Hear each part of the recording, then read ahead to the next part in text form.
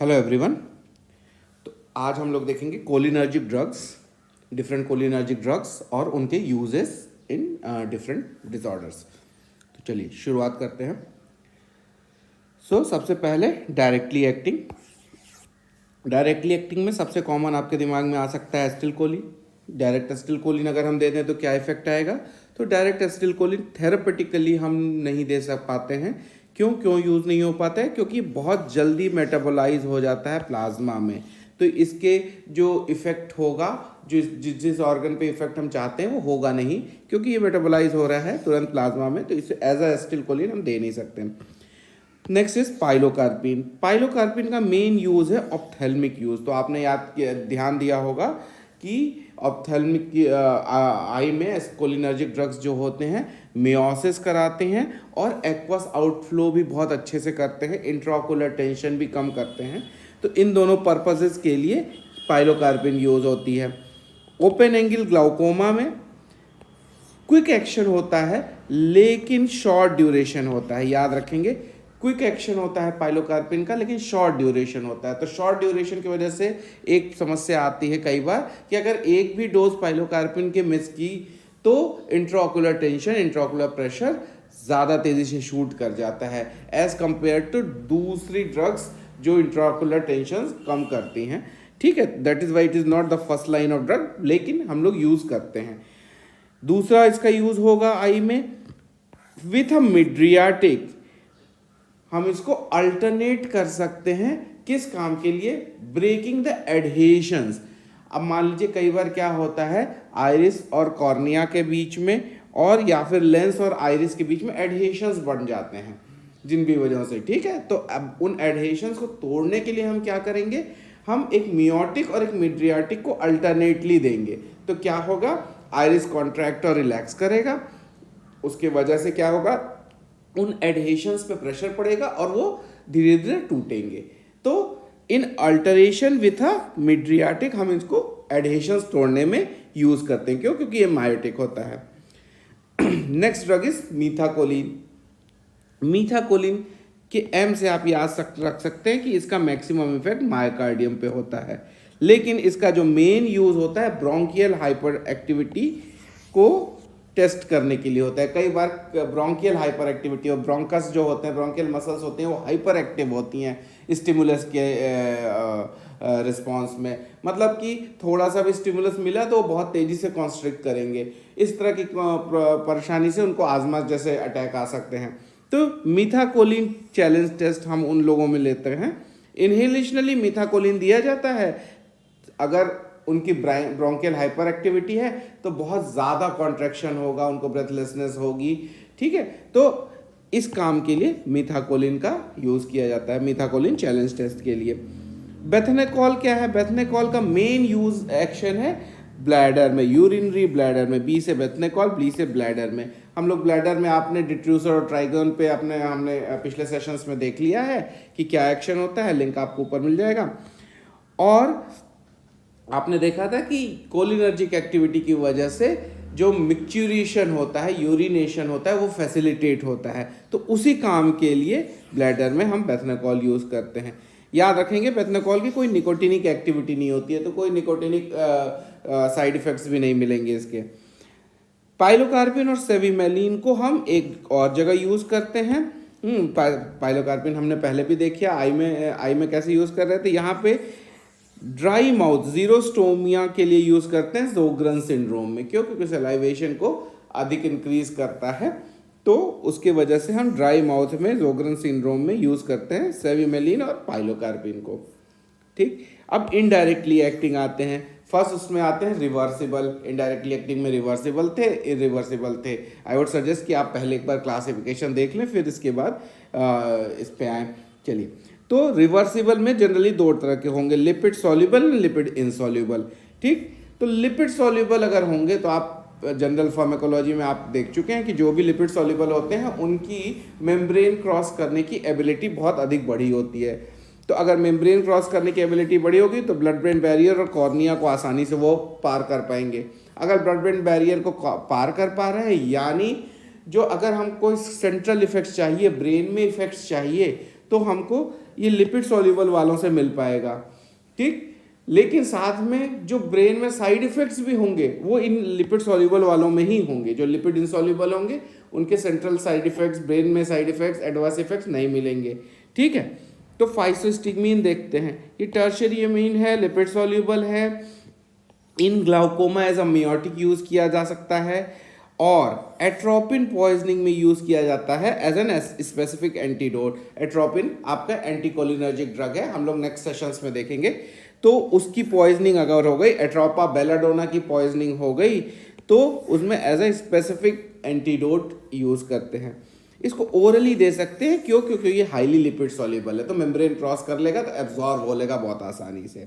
इस फाइसोस्टिग्मीन के अलावा टेक्राइन, डोनापेजिल, रेवास्टिग्मीन, गैलेंटमीन, ये सारे लिपिड सॉल्युबल हैं। अब अभी लेटर ऑन हम लोग देखेंगे कि ये सारे का यूज़ जो हो रहा है एल्जाइमर्स या पार्किंसनिज्म में हो रहा है, यानी सेंट्रल इफेक्ट्स के लिए यूज़ हो रहा है, ब्रेन में इफेक्ट्स के लिए यूज़ हो रहा है। क्यों? क्योंकि ये ब्लड ब्रेन बैरियर को क्रॉस कर पा रहे हैं।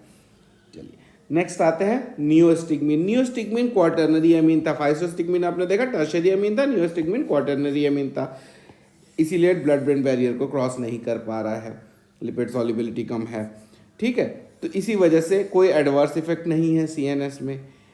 साथ में एक direct NM receptor agonist action है, डायरेक्टली एनएम रिसेप्टर का एगोनिस्ट एक्शन है, ठीक। कहाँ कहाँ यूज़ हो सकता है इसका, एक न्यूमोनिक आप चाहें तो याद रख सकते हैं, पीसी रैम, तो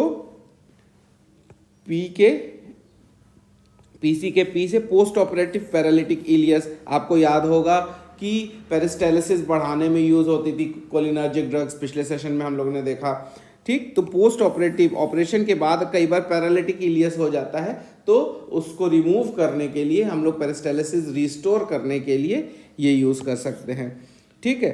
कोबरा बाइट में अभी हम लोग देखेंगे कि कोबरा बाइट में ऐसा क्या होता है कि हम यहाँ कोलिनर्जिक ड्रग यूज़ करते हैं, ठीक। रैम के आर से reversal of competitive skeletal muscle relaxant. Skeletal muscle relaxant जो कॉम्पिटिटिवली स्केलेटल मसल रिसेप्टर्स पे बाइंड कर रहे हैं, एनएम रिसेप्टर्स पे बाइंड कर रहे हैं, उनको रिलैक्स कर रहे हैं, उनका एक्शन पलटने के लिए, उनका एक्शन टर्मिनेट करने के लिए हम यूज़ कर सकते हैं। क्यों? क्योंकि स्केलेटल मसल कॉन्ट्रैक्शन कर रहे थे, एनएम रिसेप्टर के थ्रू जाके एसिटिलकोलिन स्केलेटल मसल कॉन्ट्रैक्शन कर रहा था, ठीक। ए से एटोनी ऑफ यूरिनरी ब्लैडर में आपने पहले भी देखा कि यूरिनेशन फैसिलिटेट करते हैं डिट्रूसर और ट्राइगोन पे रिस्पेक्टिव एक्शन के थ्रू।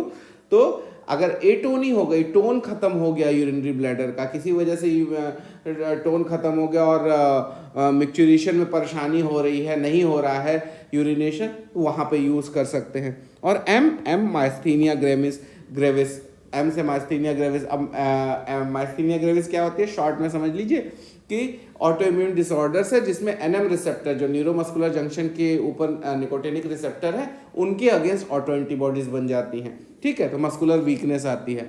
हालांकि अभी हम लोग माइस्थीनिया ग्रेविस के बारे में नेक्स्ट सेशन में डिटेल में देखेंगे उसका ट्रीटमेंट। चलिए अब याद रखिए, नियोस्टिग्मीन को कोई सेंट्रल इफेक्ट्स तो नहीं है। क्यों? क्योंकि ब्लड ब्रेन बैरियर क्रॉस नहीं कर रहा है, लेकिन उसके मस्करेनिक इफेक्ट्स भी होंगे और निकोटिनिक इफेक्ट्स भी होंगे। तो उन कंडीशंस में जहां हमें सिर्फ निकोटिनिक एक्शन चाहिए, मान लीजिए हमें न्यूरोमस्कुलर जंक्शन पे एक्शन चाहिए, न्यूरोमस्कुलर जंक्शन पे ही एक्शन चाहिए, तो अगर हम सिर्फ नियोस्टिग्मीन दे रहे हैं तो न्यूरोमस्कुलर जंक्शन के पे एक्शन के साथ जो मस्करेनिक इफेक्ट है उन पे भी होगा, सारे सिक्रीशंस पे इफेक्ट आएगा, ठीक है।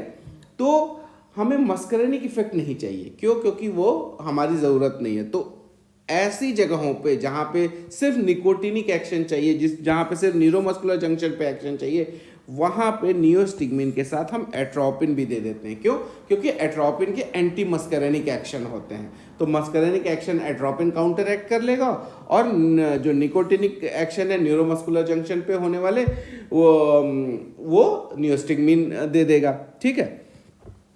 कहाँ कहाँ पे हम एट्रोपिन ऐड करते हैं, किन किन जगहों पे, ये सारे यूजर्स देखें। इन पांचों में से किन किन जगहों पे हम एट्रोपिन ऐड करते हैं, वही जगह जहाँ पे सिर्फ हमें न्यूरोमस्कुलर जंक्शन पे या फिर निकोटिनिक एक्शन चाहिए, मस्करेनिक एक्शन नहीं चाहिए।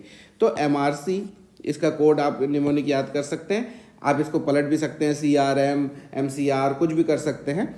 M से माइस्थीनिया ग्रेविस, क्यों? क्योंकि हमें सिर्फ NM जंक्शन पे एक्शन चाहिए, इसी के अगेंस्ट ऑटो एंटीबॉडीज बन रही हैं। R reversal of non depolarising muscle relaxant, again skeletal muscle relaxants के लिए को रिवर्स करने के लिए चाहिए। और C से कोबरा बाइट। कोबरा बाइट में क्या होता है कि कोबरा बाइट में कुछ ऐसे सब्सटेंसेस होते हैं जो स्केलेटल मसल पैरालिसिस करते हैं, तो उस पैरालिसिस को पलटने के लिए हमें यहाँ पे नियोस्टिग्मिन देना है, साथ में एट्रोपिन ऐड करना है। क्यों? क्योंकि मस्करेनिक साइड इफेक्ट्स नहीं चाहिए।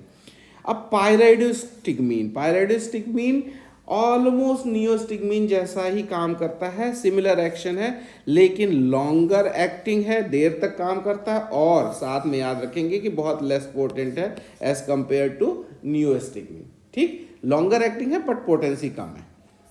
चलिए, नेक्स्ट इज इड्रोफोनियम। इड्रोफोनियम का एक बहुत स्पेसिफिक यूज है, ठीक है, ये शॉर्ट एक्टिंग और सिंथेटिक है, और इसका एकदम स्पेसिफिक यूज है इड्रोफोनियम टेस्ट या टेंसिलॉन टेस्ट। माइस्थीनिया ग्रेविस में हम इसको करते हैं। अब नॉर्मली आप समझिए कि माइस्थीनिया ग्रेविस में क्या हो रहा है कि NM रिसेप्टर के अगेंस्ट आपकी ऑटो एंटीबॉडीज बन गई हैं, तो आप कोई कोलिनर्जिक ड्रग दे रहे हैं इसको ठीक करने के लिए। लेकिन कई बार क्या होता है, कोलिनर्जिक ओवरडोज भी हो गया, आपने डोज टाइट्रेट नहीं की, तो जब कोलिनर्जिक ओवरडोज हो गया तो वो न्यूरोमस्कुलर जंक्शन वो लगातार डिपोलराइज हुआ रहेगा, मसल्स लगातार डिपोलराइज हुए रहेंगी। तो अगर ऐसी कंडीशन आ गया, आपने ओवरडोज कर दिया कोलिनर्जिक ड्रग्स का, तो अगेन जो वीकनेस है माइस्थीनिया ग्रेविस की, उसके अगेंस्ट तो आप एक्शन कर लिए, लेकिन अगेन फिर से आपने लगातार कोलिनर्जिक ड्रग दे दी तो वीकनेस बनी रहेगी। क्यों? क्योंकि परमानेंट डिपोलराइजेशन में पड़ा रहेगा वो मसल्स। तो इन दोनों कंडीशन में कि वीकनेस माइस्थीनिया ग्रेविस की वजह से है या कोलिनर्जिक ड्रग के ओवरडोज की वजह से है, इन दोनों को डिफरेंशिएट करने के लिए हम एक टेस्ट यूज करते हैं जिसको कहते हैं इड्रोफोनियम या टेंसिलॉन टेस्ट। इसमें क्या करते हैं, इड्रोफोनियम कोलिनर्जिक ड्रग है, तो इड्रोफोनियम को 1 से 2 मिलीग्राम IV देते हैं। अगर कंडीशन बेहतर हो जाती है, यानी कि अभी कोलिनर्जिक ओवरडोज नहीं हुआ था, अभी उसके में माइस्थीनिक वीकनेस ही है, माइस्थीनिया ग्रेविस की वजह से वीकनेस है, तो कंडीशन इंप्रूव हो जाएगी, यानी उसकी जो वीकनेस है वो माइस्थीनिया ग्रेविस की वजह से है। लेकिन अगर कंडीशन वर्सन होती है या फिर वैसे ही रहती है, कुछ फर्क नहीं पड़ रहा है, इसका मतलब कोलिनर्जिक ओवरडोज हो चुका है और इड्रोफोनियम और ज़्यादा ओवरडोज कर रहा है, इसीलिए कोई कंडीशन में सुधार नहीं हो रहा है, तो वो कोलिनर्जिक क्राइसिस होगी। ठीक है, तो ये इन शॉर्ट में इड्रोफोनियम टेस्ट। अगेन हम लोग माइस्थीनिया ग्रेविस अभी देखेंगे नेक्स्ट सेशन में, तो उसको हम डिटेल में देख लेंगे। ठीक है, इसके अलावा हम लोग ने देखा था ब्लड ब्रेन बैरियर को क्रॉस करने वाली कुछ और ड्रग्स थी, टेक्राइन, डोनापेजिल, रिवास्टिग्मीन, गैलेंटामीन, ये सब यूज़ होती हैं अल्जाइमर डिजीज़ में। डिटेल में कैसे यूज़ होंगी? क्यों? क्योंकि अल्जाइमर डिजीज़ न्यूरोडेनरेटिव डिसऑर्डर है जिसमें मेनली कोलिनर्जिक न्यूरॉन्स का डिग्रेडेशन होता है। तो कोलिनर्जिक न्यूरॉन्स डिग्रेडेशन होता है तो उनका जो कोलिनर्जिक टोन होगा वो कम हो जाएगा।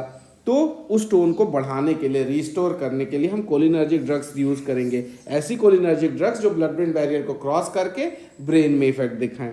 ठीक है, रिवास्टिग्मीन इसमें एक थोड़ी सी अलग सी ड्रग है क्योंकि अल्जाइमर्स और पार्किंसंस दोनों में ही काम करती है। डिटेल में हम लोग CNS में देखेंगे। अब आते हैं हम लोग इरिवर्सिबल एंटीकोलिनिस्टरेजेस पे, जो इरिवर्सिबल वाले होते हैं कोलिनर्जिक ड्रग्स। तो ये क्या करते हैं, कोलिनिस्टरेज को जाके इरिवर्सिबली बाइंड कर देते हैं। 2 तरीके के ड्रग्स देखते हैं इसमें, ऑर्गेनोफॉस्फेट्स एंड कार्बामेट्स।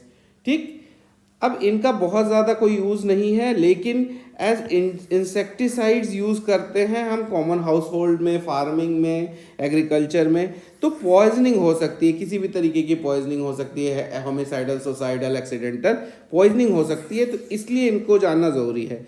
इनमें इकोथायोफेट ऐसा है जिसका थेरेपेटिक पर्पज़ है, बाकी किसी का थेरेपेटिक पर्पज़ नहीं है। ठीक, तो हम लोग एक्शंस देखते हैं कि क्या होते हैं इरिवर्सिबल वाले एंटीकोलिनिस्टरेजेस के। तो एक्शन क्या कर रहे हैं, वो सारे ही एक्शंस जो कोलिनर्जिक ड्रग्स के थे या एसिटिल कोलिन के थे, उन्हीं का एक्सटेंशन, उनका और ज़्यादा इफेक्ट आएगा। जैसे इंक्रीज सिक्रीशंस होंगे, लैक्राइमेशन बढ़ जाएगा, स्वेटिंग आ जाएगा, सेलिवेशन आ जाएगा। आप ऐसे ही याद रखें कि सिक्रीशंस बढ़ रहे हैं तो बॉडी में हर जगह सिक्रीशंस बढ़ेंगे, ठीक है, जैसे लैक्राइमेशन हो गया, हाँ, आंखों से आंसू ज़्यादा आ रहे हैं, पसीना ज़्यादा आ रहा है, सलाइवा ज़्यादा बन रहा है, ये सारे सिक्रीशंस बढ़ रहे हैं। दूसरी चीज़ क्या होगा, मियोसिस हो रही थी, आंखों में मियोसिस हो रही थी, मतलब पिन पॉइंट प्यूपिल हो गए, पुतलियाँ छोटी हो गई, ठीक, ये भी कोलिनर्जिक एक्शन था। तीसरा था स्मूथ मसल कॉन्ट्रैक्शन बढ़ गया, ठीक, पेरिस्टाल्सिस बढ़ गई, पेरिस्टाल्सिस बढ़ गई तो डायरिया हो गया, ठीक है। ब्लैडर पे स्मूथ मसल कंट्रैक्शन का पे इफेक्ट आया तो यूरिनेशन हुआ, ज़्यादा यूरिनेशन हो गया। ब्रोंकियल मसल्स कॉन्ट्रैक्ट होने लगी तो ब्रोंको कॉन्स्ट्रिक्शन हो गया। हार्ट में क्या होता है, यूजुअली ब्रेडिकार्डिया और हाइपोटेंशन होता है, लेकिन इन यही याद रखेंगे कि बीपी और हार्ट रेट बढ़ भी सकते हैं कई बार ट्रांजिएंटली या कुछ कुछ कंडीशंस में। क्यों? क्योंकि निकोटिनिक रिसेप्टर्स का भी स्टिमुलेशन हो जाता है, उनके वजह से हार्ट रेट और बीपी फ्लक्चुएटिंग हो जाते हैं। तो यूजुअली ब्रेडिकार्डिया हाइपोटेंशन होगा, लेकिन कई बार टैकीकार्डिया और हाइपरटेंशन भी हो सकता है, टैकीकार्डिया और हार्ट रेट भी बढ़ सकती है, ठीक है। मसल वीकनेस होगी, वेसिकुलेशन होगा, डिसोरिएंटेशन होगा, respiratory paralysis, coma and death. Muscle weakness होगी, बहुत ज़्यादा कोलिनर्जिक टोन मिलने लगेगा, लगातार डिपोलराइज होते रहेंगे, वीकनेस आ जाएगी मसल की। वेसिकुलेशन होगा, ट्विचिंग होगी, वो मस्कुलर ट्विचिंग होगी, वो होगा। सेंट्रल एक्शन में डिसोरिएंटेशन होगा, रेस्पिरेटरी पैरालिसिस हो जाएगी, हाँ, coma and death. Death is usually due to respiratory paralysis, ठीक है। ये हो गए इनके एक्शंस। अब एक चीज हमेशा याद रखेंगे ये कि atropine is the antidote of choice in any type of anticholinesterases poisoning, चाहे वो ऑर्गेनोफॉस्फेट हो चाहे कार्बामेट हो, ठीक है, किसी भी तरीके में atropine is the antidote of choice, ठीक। एट्रोपिन के अलावा जो दूसरी ड्रग क्या होती हैं, ऑक्साइम्स, प्रेलिडॉक्साइम हो गया। ऑक्साइम्स क्या होते हैं, एंजाइम रिएक्टिवेटर्स होते हैं, ठीक है, एंजाइम रिएक्टिवेटर्स होते हैं। इनको सिर्फ हम ऑर्गेनोफॉस्फेट पॉइजनिंग में यूज करेंगे, कॉन्ट्राइंडिकेटेड होते हैं कार्बामेट पॉइजनिंग में। क्यों? क्योंकि एसिटिलकोलिनिस्टरेजेस का जो स्ट्रक्चर होता है उसमें दो साइड्स होती हैं, एनायनिक साइड और स्टेरेटिक साइड, ठीक है। स्टेरेटिक साइड पे एक्शन होता है, एनायनिक साइड पे कई ड्रग्स बाइंड करती हैं। ऑक्साइम्स जो होते हैं वो एनायनिक साइड पे बाइंड करती हैं, ठीक, एनायनिक साइड पे बाइंड करके स्टेरेटिक साइड पे एक्शन करती हैं। अब ऑर्गेनोफॉस्फेट पॉइजनिंग में क्या होता है, एनायनिक साइड फ्री होती है, वहीं कार्बामेट पॉइजनिंग में क्या होता है, एनायनिक साइड फ्री नहीं होती है, तो ऑक्साइम्स बाइंड ही नहीं कर पाते हैं, वहां पे कोई एक्शन ही नहीं प्रोड्यूस कर पाएंगे। और साथ में दूसरा रीजन क्या क्या होता है कि कार्बामेट पॉइजनिंग में क्यों नहीं देते हैं, ऑक्साइम्स की माइल्ड एंटीकोलिनिस्टरेज इनहिबिटर एक्टिविटी खुद की भी होती है। तो आप सोचिए, अगर कार्बामेट पॉइजनिंग हुआ है जिसमें एनायनिक साइड फ्री ही नहीं है, ऑक्साइम उस पर बाइंड ही नहीं कर पा रहा है, एंजाइम को रिएक्टिवेट ही नहीं करा पा रहा है, लेकिन साथ में ऑक्साइम खुद से भी एंटीकोलिनिस्टरेज इनहिबिटर एक्टिविटी दे रहा है, यानी एसिटिलकोलिन का एक्शन और बढ़ा रहा है, तो कंडीशन और खराब होगी बजाय कि सुधरने के। तो इसीलिए कार्बामेट पॉइजनिंग में हम नहीं देते हैं, कॉन्ट्राइंडिकेटेड होकर रखते हैं। वहीं ऑर्गेनोफॉस्फेट पॉइजनिंग में ऑक्साइम्स देते हैं। अभी हम लोग नेक्स्ट सेशंस में और ये एंटीकोलिनिस्टरेजेस पॉइजनिंग डिटेल में भी देखेंगे, ठीक है। इसके साथ यही ख़त्म करते हैं। थैंक यू, लाइक करिए, शेयर करिए, सब्सक्राइब कीजिए।